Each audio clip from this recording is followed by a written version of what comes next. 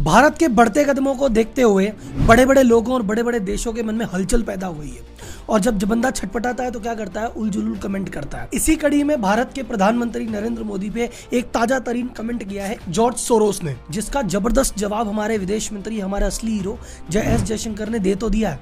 लेकिन मैं आपको आज वीडियो में पूरा मुद्दा समझाने का प्रयास कर रहा हूँ कि आखिर ये जॉर्ज सोरोस है कौन और ये बीच में बोला क्यों, और ये जो इसने बोला है ये बस शुरुआत है। ऐसे बहुत सारे मेंढक निकलेंगे इस इलेक्शन ईयर में और बहुत कुछ बोलेंगे। आखिर इनके पीछे का बैकग्राउंड क्या है और इसमें हमको कैसे संभल के रहना है, ये वीडियो इसी के ऊपर है।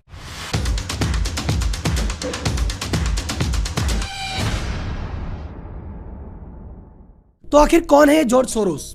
जॉर्ज सोरोस वर्ल्ड के उन चुनिंदा लोगों में से है जिन्हें दुनिया में भर भर के गालियां दी जाती है और हेट किया जाता है, और ये वर्ल्ड के सबसे कंट्रोवर्शियल फिगर्स में से एक है। ये एक जू है, यहूदी है, पर इजराइल इन्हें पसंद नहीं करता। इनका जन्म हंगरी में हुआ पर वो देश भी इन्हें बिल्कुल पसंद नहीं करता। ये वो व्यक्ति है जिनको टाइटल दिया गया है the man who broke bank of England, जिन्होंने बैंक ऑफ इंग्लैंड को तोड़ दिया था, जिन्होंने 1997 में एशिया में जो फाइनेंशियल क्राइसिस आया था इसी व्यक्ति की वजह से आया था। इस व्यक्ति को किसी भी देश की सरकार पसंद नहीं करती है। इसका तुर्की के राष्ट्रपति से पंगा है, अमेरिका में इसके खिलाफ आंदोलन चलाए जाते हैं। इनका काम देश की करेंसियों को तोड़ना, अर्थव्यवस्था को तोड़ना और देश की सरकारों के खिलाफ एंटी नेशनल अभियान चलाना इनका काम है। आजकल इन भाई साहब को नया शौक चढ़ा है इंडिया के खिलाफ बोलने का, लेकिन अब की बार इनका मुंह ज्यादा देर खुला नहीं रहेगा क्योंकि इनको मुंह तोड़ जवाब दिया है हमारे विदेश मंत्री एस जयशंकर ने।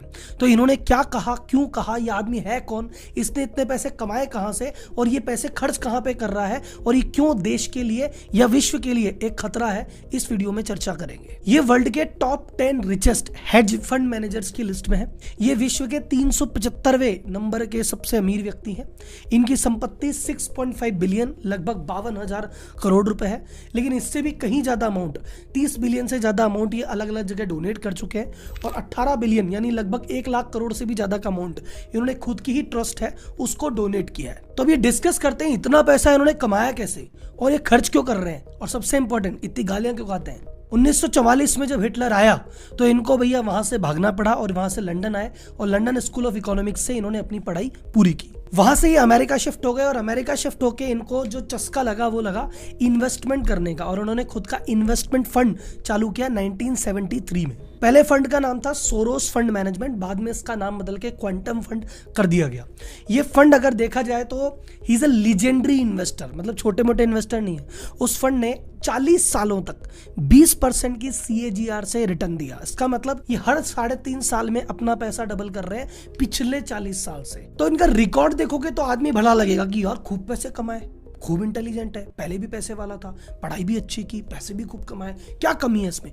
कमी ये है इसके पैसे कमाने के तरीकों में। आदमी पैसे कैसे भी कमा सकता है, लेकिन इन्होंने कहा कि भैया मैं कंट्री को, अर्थव्यवस्था को और करेंसी को नुकसान पहुंचा के अमीर बनूंगा। तो जॉर्ज सोरोस जो पहली बार सुर्खियों में आए वो आए 1992 में, जब उन्होंने ब्रिटिश पाउंड को शॉर्ट सेल कर दिया। शॉर्ट सेल आप समझते हैं, अभी हिंडनबर्ग के केस में आपने जाना कि जहां पे भी किसी भी कंपनी के अगेंस्ट हम करते हैं कि यार मुझे लगता है ये शेयर टूटेगा, ये शेयर नीचे जाएगा, उसके अगेंस्ट बैट करना और जब नीचे टूटे तो खरीद के प्रॉफिट कमा लेना। तो ऐसा 92 में इन्होंने ब्रिटिश पाउंड के अगेंस्ट किया और एक ही दिन में 1 बिलियन पाउंड यानी 10,000 करोड़ रुपए सिंगल डे कमाए, और पूरे महीने में धीरे धीरे टुकड़ों में करके एक महीने में 1.5 बिलियन पाउंड यानी 15,000 करोड़ रुपए कमाए, और उस समय ने टाइटल मिला the man who broke the bank of England. अब अगर ऊपर से देखें तो एक कमर्शियल ट्रांजैक्शन है, ऐसा ही होता है, उसमें कौन सी बड़ी बात है। एक कोई कंपनी या कोई देश या कोई करेंसी देखी जहां के फंडामेंटल वीक लग रहे हैं, आज नहीं तो कल इसका शेयर टूटेगा, उसी समय उसने अपना दिमाग का काम लिया, उसको शॉर्ट सेल कर दिया, जब शॉर्ट सेल हुआ तो मुनाफा कमा लिया।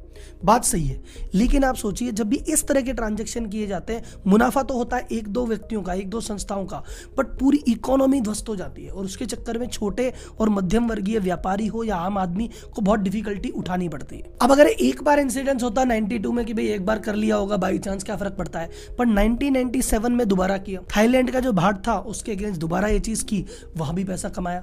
फिर मलेशियन करेंसी थी उसके अगेंस्ट किया। एक के बाद एक करके 5 एशियन कंट्रीज पे इन्होंने अटैक किया, और एशिया में एक फाइनेंशियल क्राइसिस आ गया 1997 में, जिसके लिए भाई इकलौता जिम्मेदार था। और दोबारा जब इनसे इंटरव्यू में पूछा कि यार आपकी वजह से करेंसी कोलैप्स हो गई, आपको बड़ा इसका दुख नहीं है, आप क्या? बोले यार मैं बिजनेसमैन हूं, मैं पैसा कमाने के लिए काम करता हूँ। मेरे एक्शन से किसी भी प्रकार का सोशली कुछ हो रहा है या नॉर्मल लेवल पे है, उसकी जिम्मेदारी मैं नहीं लेता, ना मुझे मतलब, ना मैं रोक सकता। मैं बिजनेसमैन हूँ, मैं पैसे कमा रहा हूँ। ये इनकी मेंटेलिटी है। I cannot and do not look at the social consequences of what I do. तो अगर आपको लग रहा है राहुल जी कितना बुरा आदमी है, करेंसियां तोड़ रहा है, देश तोड़ रहा है, अर्थव्यवस्थाएं तोड़ रहा है, कितना बुरा आदमी है, सर जी बुरा तो ये नहीं है। बुरा तो ये अब है कि इसने पैसे कमाए, उसमें तो बुरा है। ये पैसे जहाँ खर्च करता है वहां और भी बुरा है। अभी पैसे खर्च क्या करता है उस पर अपन बात करते हैं। इन्होंने एक फाउंडेशन बनाई है, उस फाउंडेशन का नाम है ओपन सोसाइटी फाउंडेशन, जो 70 से ज्यादा देशों में काम करती है। तो राहुल जी चैरिटी ऑर्गेनाइजेशन है, चैरिटी करती होगी? नहीं, सब चैरिटी तो नहीं करती, यही तो गड़बड़ है। ये क्या करता है कि जिस भी कंट्री में इसको लगता है कि इसकी पसंद की गवर्नमेंट है, फेवरेबल गवर्नमेंट है, इनके काम की है, वहां कोई दिक्कत नहीं है, वहां सब सही है। और जहां लगता है ये वाली गवर्नमेंट, ये वाला प्रधानमंत्री, ये वाला प्रेसिडेंट मेरे मतलब का नहीं है या ये मेरी आइडियोलॉजी को सूट नहीं करता, उसके अगेंस्ट कैंपेन चालू करता है। ऐसी एनजीओ को फंड करता है, ऐसे तरह की गतिविधियां करता है जिससे उस देश की गवर्नमेंट के खिलाफ नेगेटिव माहौल बने। तो एंटी नेशनल गतिविधि करता है और एंटी नेशनल लोगों को उकसाता है। तो जैसे इसका एग्जाम्पल लें, हंगरी से ये बिलोंग करते हैं। हंगरी का जो प्रेसिडेंट है भाई साहब की आइडियोलॉजी के मुताबिक नहीं है, तो हंगरी में बहुत सारी ऑर्गेनाइजेशन को इन्होंने फंड चालू किया जो उनके प्रेसिडेंट के खिलाफ बोलने लग गई। तो वहां पे बकायदा संसद में एक्ट पारित हुआ है, स्टॉप सोरोस एक्ट। उस एक्ट में ये लिखा है कि उस एक्ट का अल्टीमेट उद्देश्य ये है कि सोरोस की जो कंपनी है या सोरोस जो व्यक्ति है उसके द्वारा किसी भी हंगरी की संस्था को फंड नहीं मिल सकता। इसको बैन कर दिया गया। ये होने को तो जू हैं, यहूदी हैं, पर इजराइल के भी खिलाफ है। पैलेस्टाइन की एक संस्था है अलहक और एक संस्था है Palestine centre for human rights. ये दोनों डायरेक्टली रिलेटेड है वहां के एक टेररिस्ट ग्रुप पॉपुलर फ्रंट के साथ, और उसको इनकी संस्था फंड देती है कि भैया इजराइल में अशांति फैलाओ। टर्किश प्रेसिडेंट जो है अर्दोगान, वो भी इनके खिलाफ बोल चुके कि यार ये टर्किश में एक्टिविटी करता है, टर्किश की संस्था को फंड करता है। तो जब ब्रिटेन के यूरोप से बाहर निकलने की बात थी, ब्रेक्जिट की बात थी, तो ये उसके खिलाफ था। तो जो भी ग्रुप एंटी ब्रेक्जिट कैंपेन चला रहे थे उनको 4 लाख पाउंड से ज्यादा की सहायता इन्होंने की। 2013 में एक बार हुआ था कि जर्मनी भी ईयू से बाहर निकलने की बातचीत हो रही थी, उस प्रस्ताव को भी समर्थन करने भाई ने पैसा दे दिया था, वो तो हुआ नहीं। ये अमेरिका के सिटीजन है इस समय और ये सपोर्ट करते हैं भाई साहब ये डेमोक्रेटिक पार्टी को। 2012 में जब बराक ओबामा जी लड़े थे उनके लिए 1 बिलियन फंड इन्होंने दिया था। फिर हिलरी क्लिंटन जब 2016 में लड़ी थी उनके सपोर्ट में भी सबसे बड़े जो इनके सपोर्टर थे वो जॉर्ज सोरोस भाई थे। 2014 में जब बुश दोबारा इलेक्शन के लिए कर रहे थे उनके अगेंस्ट इन्होंने फंड किया था। इनकी जो एनजीओ है ओपन सोसाइटी, इंडिया में 1999 से काम कर रही है, लेकिन वो बस ऑफिस है, वहां पे काम कोई सा भी चलता है। लेकिन 2014 से इन्होंने इंडिया स्पेसिफिक ऑपरेशन लॉन्च किए कि नहीं भैया इंडिया के उसमें ही करेंगे। अब 14 में क्या हुआ था आपको सबको पता ही है। अभी लेटेस्ट में म्यूनिक सिक्योरिटी कॉन्फ्रेंस में इन्होंने बयान दिया नरेंद्र मोदी के खिलाफ कि भैया ये डेमोक्रेसी, इंडिया डेमोक्रेसी है, पर ये जो मोदी जी हैं डेमोक्रेट नहीं है और इनके रहते हुए भाई साहब नहीं आएगी।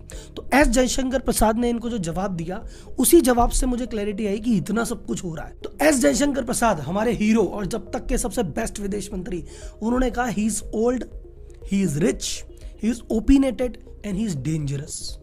वो कहता है कुछ लोग ऐसे हैं जो यूरोप और अमेरिका में बैठे हैं और पूरे विश्व को ऐसा समझते हैं कि अपने बाप की जागीर है, हम जैसा चाहेंगे वैसा होना चाहिए। अगर हमारी पसंद का व्यक्ति और हमारी पसंद की सरकार है तो वहाँ डेमोक्रेसी है, वहाँ पे इलेक्शन अच्छे हैं। पर अगर जैसे ही मेरी पसंद का व्यक्ति नहीं है वो हम कह देंगे इलेक्शन ही खराब थे, ईवीएम हैक हो गई, डेमोक्रेसी फ्लॉड है, और फिर डेमोक्रेसी को ठीक करने के बहाने फंड करेंगे ताकि एग्जिस्टिंग सरकार को डिस्टेबलाइज करने का प्रयास करें। एक्चुअली क्या है, सोरोस जैसे लोग, सोरोस एक एग्जांपल है, ऐसे बहुत सारे हैं, अलग अलग कंट्री में अलग अलग लोग अलग अलग रूपों में विद्यमान है।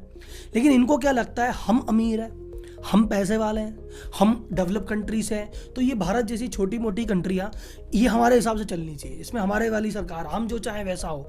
तो कोई भी सरकार जब यहाँ पे आती है जो अपनी मनमर्जी करना चाहती है, जो इनकी बात नहीं मानती, इनके एजेंडा खिलाफ आती है, तो इनकी मिर्ची लगती है।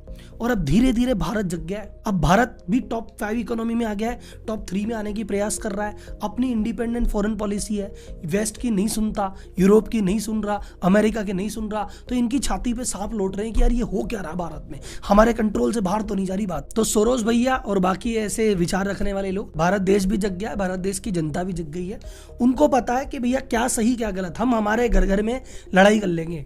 हमको जो सरकार चाहिएगी ले आएंगे, जो नहीं चाहिएगी हटा देंगे। आपको बीच में बोलने की जरूरत नहीं है। आप भारत के बाहर के व्यक्ति हो, इन्वेस्टर हो, पैसा लेके आओ तो आपका वेलकम है। और पैसा भी लाके एहसान नहीं करते, पैसा तभी लाते हो जब आपको फायदा दिखता है। भारत आगे बढ़ रहा है, यहाँ पे इन्वेस्ट करने में फायदा है, तभी तुम आ रहे हो। नहीं फायदा होता तो तुम तो पहले बग गए थे, और आगे नहीं मिलेगा तो तुम फिर भाग जाओगे। तो तुम्हारे पैसे की जरूरत भी नहीं है और तुम्हारी ओपिनियन की जरूरत नहीं है। दोनों को पैसे लेके अपने घर पे बैठो। हम आ रहे हैं, हमारा वक्त आएगा नहीं, आ चुका है। और ये तुम्हारे छाती पे सांप लौटे तो लौटे, भारत इज बैक।